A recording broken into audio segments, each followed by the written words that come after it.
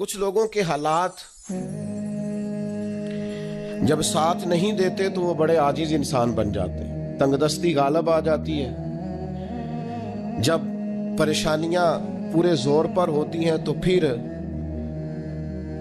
ان کے مزاج میں بڑا جھکاؤ ہوتا ہے، لب و لہجے کے اندر بڑی انکساری ہوتی ہے، لیکن جیسے ہی حالات ٹھیک ہوتے ہیں پھر ان سے اچھے مشورے بھی کوئی نہیں دیتا، پھر وہ زبردست انداز تکلم اختیار کرتے ہیں۔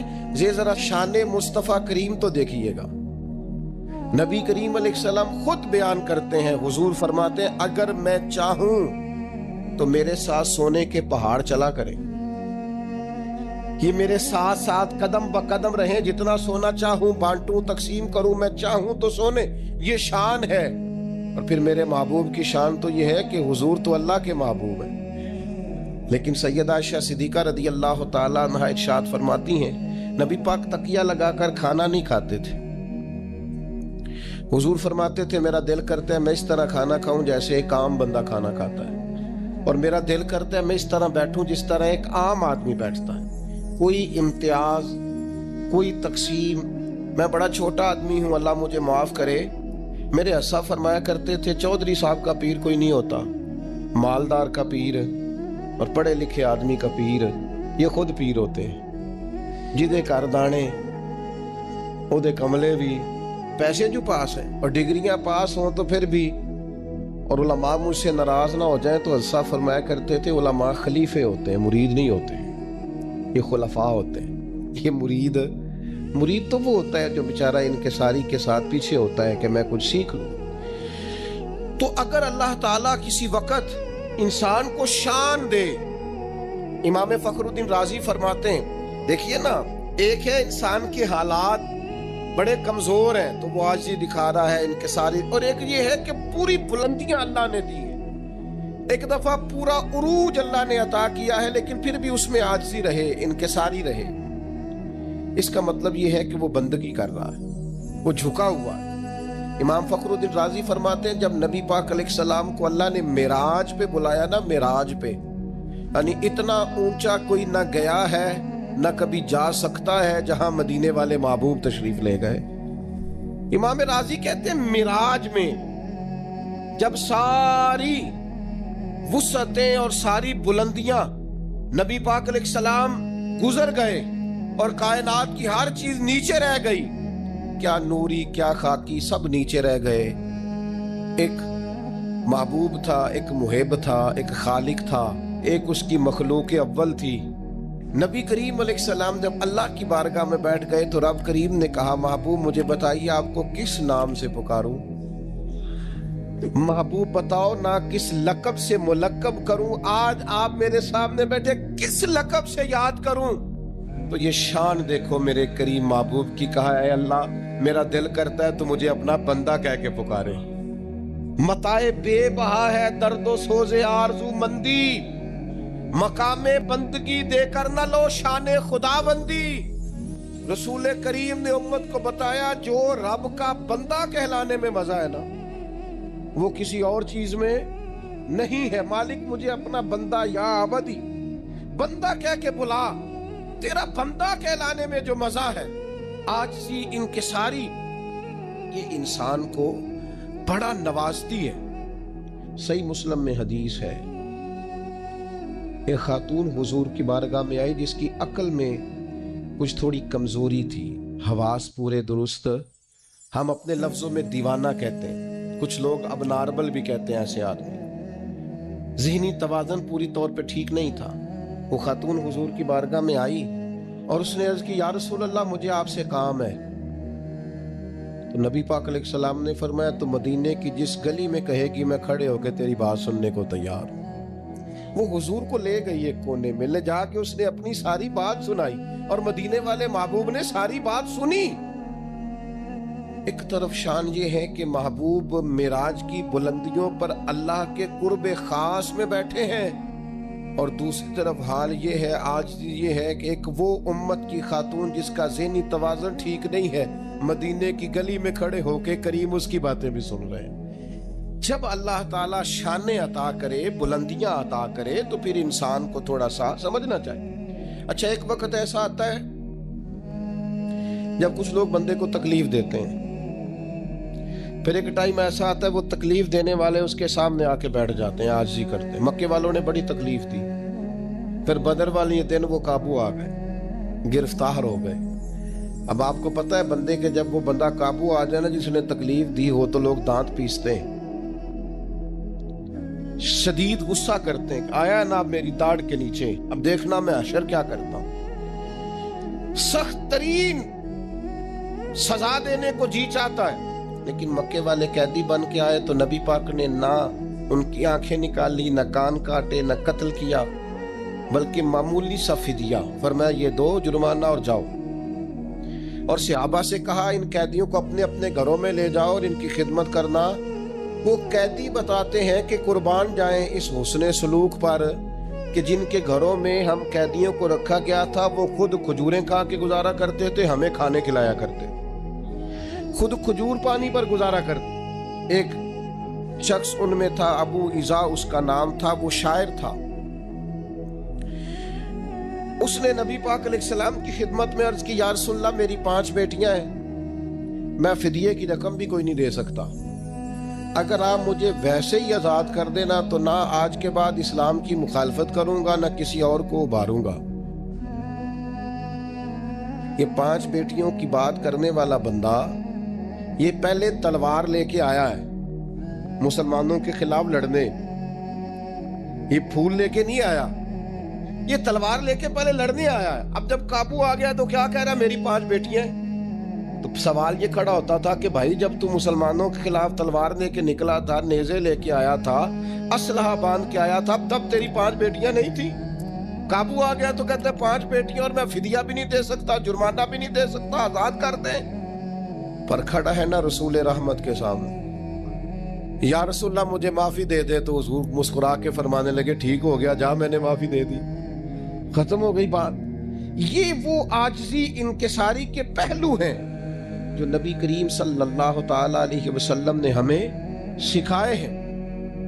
मेरे अजीजों, फतह जब हुई ना मक्के की तो बहुत बड़ी फतह थी। खुद कुरान ने कहा, इज़ा जाअ नस्रुल्लाहि वल फतह वराइतन नास यदखुलून फी दीनिल्लाहि अफ़वाजा। बहुत बड़ी फतह थी, लेकिन सहाबा फरमाते हैं फतेह मक्का तारीख इंसानियत का बहुत बड़ा मारका था। पर हमने ये हाल देखा कि नबी करीम अलैहिस्सलाम जब मक्के में दाखिल हो रहे थे तो स्याह रंग का इमामा बांधा हुआ था और गर्दन झुकी हुई थी, और इतनी गर्दन मुबारक झुकी हुई थी कि लगता था ऊंट के कजावे से जा लगे। आजिज़ी से, इंकिसारी से, जैसे जैसे फल लग जाता है दरख्त वैसे वैसे झुक जाता। तो जब अल्लाह तबारक व तआला किसी शख्स को उरूज दे, हालात अच्छे करे, तो फिर उसे क्या करना चाहिए? एक खास पहलू आपकी खिदमत में अर्ज करना है। और सुनो ना यार, ये मेरे नबी पाक की शान है कि कायनात में नबियों के इमाम रसूल पाक हैं। पर किसी ने हुजूर से कहा, या खैरुल बरिया, हुजूर ने फरमाया मुझे ना कहो, ये तो हजरत इब्राहीम का लक़ब है। एक मकाम पे कहा, मेरी और जनाबे मूसा की शान का मुकाबला इस तरह ना कराना कि हजरत मूसा की शान गोया घटे। रसूल पाक ने हजरत ईसा का मर्तबा बयान किया, जनाब यूसुफ का मर्तबा बयान किया, हजरत सिद्दीक की शान बयान की, सैयदना फारूक की अजमत बयान की, हजरत उस्मान को हया वाला कहा, मौला अली की अजमतें बयान की, नबी करीम अलैहिस्सलाम ने जनाब अम्मार इब्ने यासर की शान बयान की, अबू उबैदा बिन जर्राह को अमीन उम्मत कहा। करीम ने फरमाया, बिलाल क्या अमल करते हो? या रसूलल्लाह क्या हुआ? फरमाया, मैंने तो मेराज की रात जन्नत में भी तुम्हारे चलने की आवाज सुनी है। ये अजमतें बयान करने का तरीका मेरे नबी पाक का। बंदे की रब से सुलह हो जाती है जब इस्तिगफार। देखें ना, बड़ी सादी सी बात है कि 2 भाई नाराज हो तो बड़ा कहता है इसने मेरी बेदबी बड़ी की, तो छोटा अगर पास आ जाए और पैर पकड़ ले कि चल यार माफ कर दे, तेरा भाई नहीं। पता क्या होता है? सिर्फ माफी नहीं मिलती। हाँ, सिर्फ माफी नहीं, छोटे ने बेअदबी कर दी, बड़े को तकलीफ हुई, बात जब आगे बढ़ी ना तो बड़े ने शिकवा किया। जब लोगों ने छोटे को समझाया तो छोटा जब माफी मांगता, इधर देखो मेरी तरफ, جب چھوٹا معافی مانگتا ہے نا اٹھ کے جاتا ہے، اور بڑے کے پیر پکڑتے ہیں تو نرا معاف نہیں کرتا، بڑا رو بھی پڑتا ہے، بڑا رو بھی پڑتا ہے۔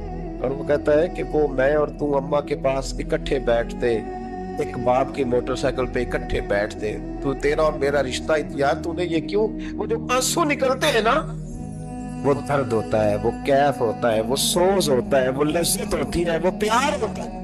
رب کہتا ہے تو معافی مانگ، انہو کان غفارا، تو معافی مانگ، میں تجھے معاف بھی کروں گا، تیرے اوپر رحمت بھی فرماؤں گا، تیرے اوپر کرم نوازی بھی کروں گا، تجھے نواز دوں گا، تجھے عطا کروں گا۔ حضرت موسیٰ کلیم اللہ علیہ السلام کا زمانہ مبارکہ تھا، قحط پڑ گیا، بارش نہیں ہوتی۔ ہم لوگ نا اب تو خیر ہمارے پاکستان میں تو ٹیبل ٹاک ہوتی ہے، ٹاک شو ہوتے ہیں، ہمارے یہاں تو پتہ کیا جاتا ہے کہ بارش ہو کیوں نہیں رہی، پھر اس پہ یہ ہوتا ہے کہ دھواں بڑا چڑھ گیا ہے، حالات بڑے خراب ہیں، فلاں ایسے ہو گیا، قحط کا ہم تو اسباب تلاش کرتے رہتے ہیں نا جی، فوق بہت زیادہ ہے، فلاں چیز ایسے ہے، فلاں چیز ایسے، ہم تو یہ تلاش کرتے رہتے ہیں۔ وہ لوگ یوں نہیں کرتے تھے، وہ سیدھے جا کے مصلوں پہ بیٹھتے تھے، اس لیے کہ وہ کہتے تھے جب رب چاہتا ہے تو پھر کوئی چیز کسی چیز کو روک سکتی، وہ سیدھے مصلے پہ بیٹھتے۔ اعلیٰ حضرت فاضل بریلوی رحمۃ اللہ علیہ کے پاس ایک مولانا محمد حسین آئے، وہ فلکیات کے بڑے ماہر تھے، تو اعلیٰ حضرت نے فرمایا ذرا ستاروں کا حساب لگا کے دکھاؤ بارش کب ہوگی، کہنے لگا پورا مہینہ تو نہیں ہوگی۔ تو اعلیٰ حضرت رحمۃ اللہ علیہ فرمانے لگے کہو کہ میرا علم کہتا ہے مہینہ نہیں ہوگی، اللہ چاہے تو ابھی ہو سکتی ہے۔ کہنے لگا جی وہ تو ٹھیک ہے پر میرا علم، وہ جیسے روز لوگوں نے پیر نیٹو سے شاہ صاحب نہیں کھولے ہوتے ہیں کہ بارش کب آئے گی، اس کی طرف نہ دیکھ، مصلے پہ بیٹھ، مہربانی کر مصلے پہ بیٹھ، اللہ کی بارگاہ میں حاضر ہو، اسے معافی مانگ، اسے منا تاکہ وہ رحمت کی بارش۔ کہنے لگا جی میرا علم کہتا ہے، تو اعلیٰ حضرت فرمانے لگے پھر وہی بات، تو کیا ہے اللہ چاہے تو بارش ابھی، لیکن یہ جو اڑ گئے ہیں نا بیچارے، یہ اڑ ہی گئے ہیں، یہ جہاں الجھ گئے ہیں وہاں یہ لوگ الجھ گئے، اللہ ہمیں الجھنے سے محفوظ فرمائے۔ تو اعلیٰ حضرت اٹھے تو فرمایا ٹائم کیا ہوا ہے گھڑی پہ، کہنے لگا جی 12، تو اعلیٰ حضرت نے گھڑی گھمائی، اب کیا بج گیا، کہنے لگا 4 بج گئے، فرمانے لگے بج گئے نا 4، کہنے لگا جی آپ نے گھڑی گھما کیوں دی ہے، فرمانے لگے اللہ بھی جب چاہے تو ستارے گھما دیتا ہے، اللہ بھی ستارے گھما دیتا ہے بارک، کہنے لگا جی وہ تو ٹھیک ہے پر مہینہ نہیں ہو سکتی، اڑا ہوا بندہ اس کا کوئی علاج ہے جو اڑ جو جائے، قرآن کہتا ہے وَإِذَا خَاطَبَهُمُ الْجَاهِلُونَ قَالُوا سَلَامًا، اسے سلوٹ کرو نور سے، تو جا میں تیرا، کہنے لگا جی ہو پورا مہینہ، فرمانے لگے یار تو جا اپنا کام کر۔ وہ شخص کہتا ہے میں نے دروازہ کھولا اعلیٰ حضرت کا، کمرے سے باہر نکلا تو تیز بارش ہو رہی، واپس آیا تو میں نے کہا احمد رضا یہ عقیدہ کہاں سے لیا ہے، فرمایا دروازہ مصطفیٰ سے لیا صلی اللہ علیہ وسلم۔ تو یاد رکھیں کہ اللہ کو منانا چاہیے، استغفار کرنا چاہیے، اس کی برکات۔ حضرت موسیٰ ساری قوم کو لے کے نکل گئے، آؤ بھائی میدان میں اللہ کی بارگاہ میں استغفار کریں اور بارش کا سوال کریں، بارش مانگے۔ جب باہر نکلے دیر تک دعائیں ہوتی رہی تو حضرت موسیٰ علیہ السلام کو رب کریم نے وحی فرمائی کہ موسیٰ آپ کی قوم میں نے ایک شخص ہے جس کو 40 سال ہو گئے نافرمانی کرتے، اس نے رب سے صلح نہیں کی۔ کتنے لوگ ہیں؟ ایک، اور 40 سال سے وہ نافرمان ہے، اس کو مجمع سے نکال دو بارش ہو جائے۔ اگر ایک گناہگار کی وجہ سے بارش رک جاتی ہے اور جہاں دروازے کھلے ہوئے ہوں، جہاں تنہائیاں خوفناک ہوں، اور جہاں تباہی اتری ہوئی ہو، اور جہاں لوگ کروڑوں روپیہ مال ہڑپ کر گئے ہوں، اور جہاں علماء کو ہاتھ کڑیاں لگا کے ٹھنڈی زمینوں پہ لٹا دیا جائے اور قوم کہہ رہی ہو اچھا ہوا اچھا ہوا، لوگ پھبتیاں اڑا رہے ہوں، مذاق کر رہے ہیں، تو پھر اس قوم پہ کس طرح کر کے فضل الہی۔ اور یہ مولوی کا معاملہ نہیں، یہ تو ممبر رسول کا معاملہ ہے۔ میرے مصطفیٰ نے یہ نہیں کہا پیر میرا وارث ہے، حضور نے فرمایا عالم میرے دین کے وارث ہے۔ ہاں حضور نے فرمایا جس نے عالم کے چہرے کا دیدار کیا سمجھے میں نے اپنے نبی کی زیارت کی ہے۔ لیکن یہاں تو خیر یہ عنوان نہیں، ورنہ میں اس پر جاتا۔ تو کہا ایک بندہ ہے 40 سال سے اللہ کی نافرمانی کر رہا ہے، وہ اگر نکل جائے تو بارش ہو جائے گی۔ حضرت موسیٰ نے اعلان کر دیا بھی ایک شخص ہے، وہ اگر نکل جائے تو بارش ہو جائے گی۔ پتہ تو ہوتا ہے نا سب، مجھے بھی پتہ ہے کہ میں اندر سے کیسا ہوں، اور آپ کو بھی خبر تو ہوتی ہے نا جی۔ جب بات ہو رہی ہوتی ہے تو پھر پتہ تو چلتا ہے نا کہ بات کہاں جا کے سیٹ ہو رہی ہے، پتہ چلتا ہے نا۔ اسے ابھی چل گیا پتہ، اب اندر ہی اندر رونے لگا۔ اور دیکھو امام رازی اور امام غزالی دونوں نے لکھا ہے کہ اس درد سے رویا، اس درد سے کہ ادھر والے کو بھی پتہ نہ چل جائے، مجمع کے اندر کھڑا ہے، اور ادھر والے کو بھی استغفار، دیکھو ادھر والے کو پتہ نہ چل جائے، اور ادھر والے کو بھی کہیں ہجوم میں غم میں بھی توہین میں ضبط غم نہ ہوئی۔ ہم اس احتیاط سے روئے کہ آنکھ نم نہ ہوئی، ہجوم میں غم میں بھی توہین میں ضبط غم نہ ہوئی۔ ہم اس احتیاط سے روئے کہ آنکھ نم نہ ہوئی، روئے بھی پر کسی کو آنسو نہیں دیکھنے دیے۔ ہم اس درد سے کہتا ہے اللہ تو تو معاف کرنے والا ہے نا، تو تو معاف کرتا ہے، پردہ پوشی کرتا ہے، اور مالک اگر لوگوں کو پتہ چل گیا تو میرے تو بچوں کا بھی جینا حرام کر دے گا، یا اللہ میری تو آنے والی نسل بھی تڑپ کے وقت گزارے گی۔ مالک تو معاف کر دیا کرتا ہے، لوگ نہیں معاف کرتے۔ اے اللہ یہ میری خوبیاں بھول جائیں گے، میری خامیوں پر بات، مالک میں یہ ذلت نہیں برداشت کر سکتا، فضل فرما۔ حضرت موسیٰ نے دوبارہ اعلان کیا، نکلتے ہو کہ نہیں نکلتے؟ پھر تڑپا، خدا بتا مجھے بے آبرو نہ کر، یہ ذلت اور رسوائیاں یہ نہیں برداشت ہوتی، اللہ درگزر۔ حضرت موسیٰ نے تیسرا اعلان کیا، نکلتا ہے یا میں پھر اس کا نام لوں، اللہ سے پوچھ کے نام لوں اس کا، بتاؤ کون ہے؟ اب تو تڑپ گیا، کہنے لگا مالک میں تیری بارگاہ میں استغفار کرتا ہوں، آئندہ نہیں کرتا، آئندہ نہیں کرتا۔ یہ لفظ ادا کیے، بندہ کوئی بھی نہیں نکلا، رب کریم نے بارش عطا کر دی، تیز بارش، جب برسی نہ تیز بارش، تو لوگ تو امید دیکھ کے دوڑ گئے تھے۔ حضرت موسیٰ کہنے لگا یا اللہ مجھے بھی تو بتا، تو نے کہا تھا کہ جب تک بندہ نہیں نکلتا بارش نہیں ہوگی، تو نکلتا کوئی بھی نہیں، بارش ہوگی، ماجرا کیا ہے؟ تو رب کریم نے فرمایا موسیٰ بس اس نے مجھ سے صلح کر لی، اس نے مجھ سے صلح کر لی۔ اور امام غزالی نے لفظ لکھے، حضرت موسیٰ نے پوچھا، حالانکہ اللہ اپنے نبیوں کو غیب کے خزانے دیتا ہے، پوچھا کہ اے اللہ مجھے اس کا نام بتا دے، تو رب کریم نے فرمایا موسیٰ جب گناہگار تھا تب نہیں کسی کو بتایا، جب پاپی تھا تب نہیں بتایا، جب مجرم تھا تب نہیں بتایا، کیسے بتا دو؟ فرمایا اس کی میری صلح ہو گئی ہے، اور فرمایا جو بارش نہیں نہ ہو رہی تھی وہ بھی اس کی وجہ سے نہیں ہو رہی تھی، اب جو ہوئی ہے نا یہ بھی اسی کی وجہ سے ہوئی ہے، یہ بارش جو ہوئی ہے نہیں اس گناہگار کے سبب سے اپنی راتیں اللہ کے ساتھ گزارے، مصلی پہ بیٹھے۔ میرے صاحب رحمۃ اللہ علیہ سے جب کو کہتا نا کہ بڑا پریشان ہوں تو کچھ بتائیں، تو فرماتے آج رات مصلی پہ بیٹھ کے اپنے رب سے بات کرنا، میں بھی بات کروں۔ بندوں کو دکھ بتانے سے عزت میں کمی آتی ہے، اور اگر اللہ کو بندہ اپنے دکھ بتائے تو اللہ عزتیں بڑھا دیتا ہے۔ حضرت امام حسن سے آ کے وظیفہ پوچھا، اس شخص نے کہا حضور اولاد کوئی نہیں تو وظیفہ بتائے، تو آپ نے فرمایا استغفار پڑھا کر، کیا کر؟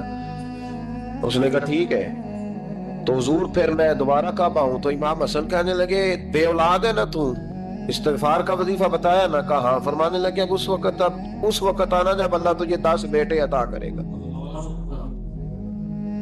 کتنے؟ 2 4 نہیں، 10 ہی کہہ دیے۔ تو حضرت امیر معاویہ رضی اللہ تعالیٰ دیکھا، کہنے لگے حسن اتنا بڑا دعویٰ؟ آپ فرمانے لگے میں نے کہہ دیا نا تو اللہ فضل کرے گا، ہاں ہاں اللہ خیر کرے گا، خیر ہو جائے گی۔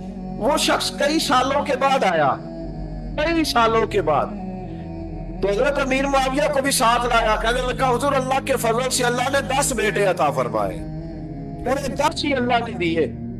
تو حضرت امیر معاویہ کہنے لگے جناب بات تو آپ کی سچی ہو گئی، پر مجھے بھی بتائیں یہ وظیفہ کہاں سے لیا؟ فرمانے لگے قرآن پاک سے، سورہ نوح کی 10 11 12 آیت پڑھو، اللہ فرماتے تم استغفار پڑھو میں تمہاری بیٹوں سے بھی مدد کروں گی، مالوں سے بھی مدد کروں گا۔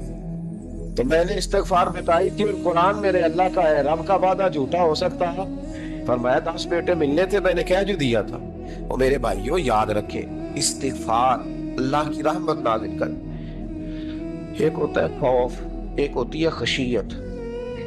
خوف والے لوگ توبہ کرتے ہیں، خشیت والے استغفار کرتے ہیں۔ ایک ہوتا ہے خوف، ایک ہوتی ہے خشیت والے استغفار کرتے ہیں۔ نبی کریم علیہ السلام نے فرمایا میں دن میں 100 مرتبہ استغفار کرتا ہوں، دن میں 100 مرتبہ۔ توبہ والا کہتا ہے کہ میں بھول گیا تھا، مجھے معافی مل جائے، اور خشیت والا کہتا ہے میرا یار ناراض نہ ہو جائے، وہ استغفار ہی کرتا رہتا ہے، وہ معافی مانگ۔ حضرت رومی نے مثال دی ہے، فرماتے ایک عورت تھی تو بھیک مانگا کرتی تھی، ایک دن بادشاہ کے دروازے پہ بھیک مانگنے گئی تو بادشاہ کو پسند آ گئی، اس نے نکاح کر دیا۔ 20 کنیزائیں اس بی بی کے پاس تھی خدمت کرنے کے لیے، روٹی دینے کے لیے، کپڑا دینے کے لیے، لیکن وہ ہر وقت روتی رہتی تھی، ہر وقت روتی۔ ایک سمجھدار کنیز کہنے لگی کہ ملکہ اب تیرا خرچہ بہت بڑا ہے، تو ہر وقت روتی رہتی ہے، معافی مانگتی رہتی ہے ہر وقت، ایسی نعمت ہے جو تیرے پاس نہیں۔ تو وہ کہنے لگی اس لیے تو روتی ہوں۔ کیا مانا؟ کہنے لگی اس لیے روتی ہوں کہ میں اس قابل نہیں تھی جو مجھے مل گیا، کہیں میرے سر کا سائیں ناراض نہ ہو جائے، کہیں بگڑ نہ جائے، مجھے پتا ہے کہ میں کیا تھی اور مجھے کہاں تک پہنچا دیا، میں روتی اس لیے ہوں کہ کبھی کہیں وہ ناراض۔ حضرت عمر اس لیے روتے تھے کہ کہیں مصطفیٰ ناراض نہ ہو جائے، حضرت ابو بکر اس لیے تڑپتے تھے کہ کہیں اللہ کا فضل روٹ نہ جائے۔ یہ جو مولا علی اپنے کمرے میں بیٹھ کے زور زور سے استغفار پڑھتے تو اس لیے نہیں کہ بڑے پاپ تھے جن کی معاذ اللہ معافی مانگتے تھے، اس لیے کہ رب رسول کہیں ناراض نہ ہو۔ خشیت تھی کہ جہاں ہم پہنچے ہوئے کہیں وہاں سے واپس استغفار بندے کی اللہ سے صلح کرا دیتا ہے۔ اللہ تبارک و تعالیٰ کے ساتھ انسان کا جو رشتہ ہے اس میں انسان کی کچھ کمزوریاں آڑے آتی ہیں، گناہ ہو جاتے ہیں، غلطیاں ہو جاتی ہیں۔ غلطیوں کے بعد اپنے رب کریم کے ساتھ اپنے تعلق کو مضبوط کرنے کے لیے اللہ رسول نے جو ہمیں وظیفہ دیا اس کو استغفار کہتے ہیں۔ استغفار ویسے اس کا لغوی معنی تو ڈھانپنا ہوتا ہے، یہ غفر سے بنا ہے، لیکن اس کے اصطلاحی معنی یہ ہے کہ جو گناہ انسان سے ماضی میں ہو جائے ان سے معافی چاہنے کا نام استغفار ہے۔ کچھ لوگ توبہ اور استغفار کا لفظ اکٹھا بولتے ہیں، لیکن توبہ کا معنی ہوتا ہے آئندہ گناہ نہ کرنے کا وعدہ کرنا، اور استغفار کا معنی ہوتا ہے پچھلے گناہوں سے اللہ کے حضور معافی مانگنا۔ اگرچہ مفہوم کے لحاظ سے یہ ہم معنی ہی بنتے ہیں، لیکن ان کا جو اصطلاحی مفہوم ہے وہ یہ ہے کہ جب آپ پچھلے گناہوں سے معافی مانگ رہے ہوتے ہیں تو اس کو استغفار کہتے ہیں۔ اللہ تعالیٰ نے اس استغفار کو بڑا پسند فرمایا، بڑا پسند فرمایا، اور یہ استغفار کے جملے مالی کو اتنے پسند آئے کہ اللہ نے نبی پاک علیہ السلام کو بھی حکم دیا، کہا محبوب آپ بھی میری بارگاہ میں استغفار کریں۔ اگرچہ حضور کا استغفار اس معنی میں نہیں ہے، بلکہ نبی پاک کا استغفار تو بلندی درجات کا معاملہ ہے، کیونکہ استغفار خود ایک عبادت ہے، تو یہ عبادت کرنے کا اللہ نے اپنے محبوب کو ارشاد فرمایا۔ جب فتح مکہ ہوئی تو فرمایا اذا جاء نصر اللہ والفتح، جب اللہ کی مدد آئی تو پھر فتح نصیب ہوئی، وَرَأَيْتَ النَّاسَ يَدْخُلُونَ فِي دِينِ اللَّهِ أَفْوَاجًا، تو پھر آپ دیکھیں گے لوگوں کو، لوگ فوجوں کی فوجیں دین میں داخل ہو رہے۔ لوگ پہلے ایک ایک دو دو کر کے آیا کرتے تھے، تو اب فوجوں کی فوجیں آ رہی ہیں، تو یا اللہ ہم کیا کریں؟ تو رب کریم نے فرمایا محبوب فَسَبِّحْ بِحَمْدِ رَبِّكَ وَاسْتَغْفِرْ، اپنے رب کے لیے حمد کرو، تسبیح پڑھو اور استغفار کرو۔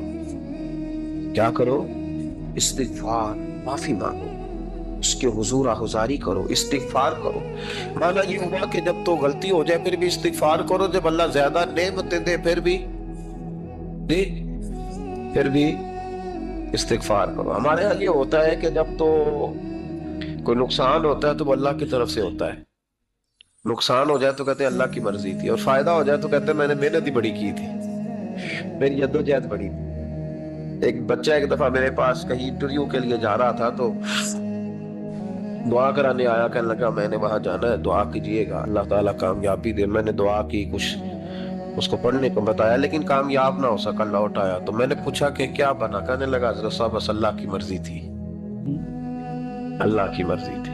پھر ایک دفعہ گیا تو نہ کہا اللہ کی مرضی تھی، تیسری دفعہ گیا کامیاب ہو گیا۔ تو بھئی اب کیا بنا؟ کہنے لگا جی جب میں داخل ہوا تو اس نے جاتے ہی مجھ سے پوچھا سب سے پہلا سوال یہ کہ تمہیں جنرل نالج کی بھی کچھ معلومات ہے یا شعبے کے آدمی ہو؟ تو میں نے کہا جناب پوچھیے۔ تو انہوں نے پاکستان کا حدود اربہ پوچھا تو میں نے فٹافٹ بتا دیا۔ پھر انہوں نے مجھ سے پوچھا کہ یہ جو مینار پاکستان ہے اس کی تجویز کس شخص نے دی تھی؟ تو میں نے فٹافٹ اس کا بھی نام بتا دیا۔ پھر شارٹ ہینڈ کے ایک دو سوالات اس نے کیے تو وہ بھی میں نے بتا دیے، تو الحمدللہ کامیاب ہو گیا۔ میں نے کہا بیٹے جب تو ناکام ہوا تھا تو اللہ کی مرضی تھی، اور کامیاب ہوا ہے تو میں لگا دیے، اللہ کی مرضی کدھر گئی؟ یہ اتنا بڑا نقص ہے انسانی فطرت کا، اتنی بڑی کمزوری ہے کہ معاذ اللہ تعالی ہم کمزوریاں قدرت کے کھاتے میں ڈال دیتے ہیں، اور ناکامیاں قدرت کے کھاتے میں، اور کامیابیاں کیا تماشا۔ حالانکہ ہونا یہ چاہیے تھا کہ جہاں انسان کمزور پڑے تو کہے میری غلطی تھی۔ صوفیاء یہ سبق دیتے ہیں، اللہ کے بندے یہ پیغام دیتے ہیں کہ جب تم کہیں ناکام ہو جائے تو سمجھ جائے تیری، اور جب تو کامیاب ہو جائے تو سمجھ رہے اللہ راضی ہو گیا تھا، اللہ نے رحمت کر دی، اس نے فضل کیا۔ تو یاد رکھیں استغفار، کئی چیزوں پہ استغفار ہوتا ہے، کئی چیزوں پہ، اور استغفار کا نفع ملتا ہے۔ کیا نفع ملتا ہے؟ وہ سورہ نوح کی آیت نمبر 10، 11 اور 12 میں اللہ نے بیان فرمایا کہ استغفار صرف گناہ سے معافی چاہنے کا نام نہیں، بلکہ استغفار کا تمہیں فائدہ ملے گا۔ کیا فرماتے ہیں؟ فَقُلْ تُسْتَغْفِرُوا رَبَّكُمْ۔ جب حضرت نوح کی قوم قحط کا شکار ہو گئی، آزمائشیں آ گئیں، تو آ کے حضرت نوح سے کہنے لگے اب ہم کیا کریں؟ تو کیا کہا حضرت نوح نے؟ فرمایا فَقُلْ تُسْتَغْفِرُوا رَبَّكُمْ، آپ نے فرمایا اپنے رب سے استغفار کرو، اپنے رب سے۔ انہوں نے قحط کی بات کی، انہوں نے کہا کہ کھیتیاں اجڑ گئی ہیں، بارش نہیں ہو رہی، قحط کی بات کی۔ آپ نے کیا کہا؟ استغفار کرو، کیوں کہ انہ کان غفارا، بے شک اللہ بڑا ہی بخشنے والا۔ وہ کیا کرے گا؟ یرسل السماء علیکم مدرارا، وہ تم پر موسلا دار بارش برسائے گا۔ جب تم استغفار کرو گے تو اللہ موسلا دار بارش برسائے گا، وَيُمْدِدْكُمْ، اور وہ تمہاری مدد کرے گا۔ استغفار کرنے والے کی اللہ کیسے مدد کرے گا؟ بِأَمْوَالٍ وَبَنِينَ، تمہیں مال بھی عطا کرے گا اور بیٹے بھی عطا کرے گا، بارش بھی دے گا استغفار کرنے والے کو، اور مال اور اولاد سے اس کی مدد بھی کرے گا۔ وَيَجْعَلْ لَكُمْ جَنَّةٍ وَيَجْعَلْ لَكُمْ أَنْهَارًا، اللہ تمہیں جنت بھی عطا کرے گا اور تمہیں نہریں بھی عطا فرمائے گا۔